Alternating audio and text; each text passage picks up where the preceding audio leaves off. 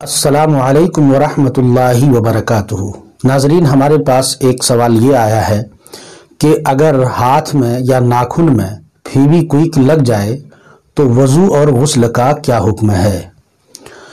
اس کا جواب یہ ہے کہ اگر اس شخص پر وضو واجب ہے اور فیوی کوئک ناخن پر لگا ہے یا ہاتھ کے اس حصے میں لگا ہے جس کو وضو میں دھونا ضروری ہے، تو جب تک اس حصے سے اس فیوی کوئک کو دور نہ کر دیا جائے، اس کی تہ کو ختم نہ کر دیا جائے، تب تک وضو نہیں ہوگا۔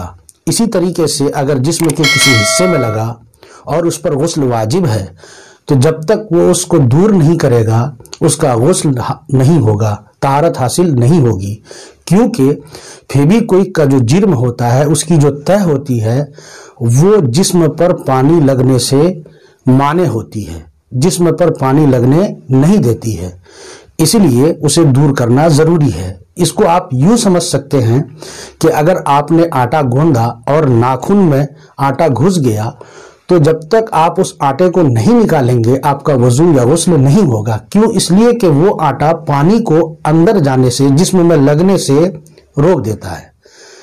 اور فیوی کوئک کو دور کرنے کے لیے ایک آسان نسخہ دریافت کیا گیا ہے، وہ یہ ہے کہ آپ اس جگہ پر جہاں فیوی کوئک لگا ہے برف کا کچھ حصہ لے کر اسے آپ گھس دیں۔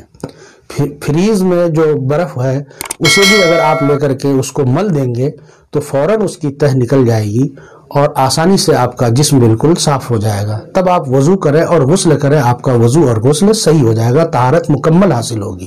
السلام علیکم ورحمۃ اللہ وبرکاتہ۔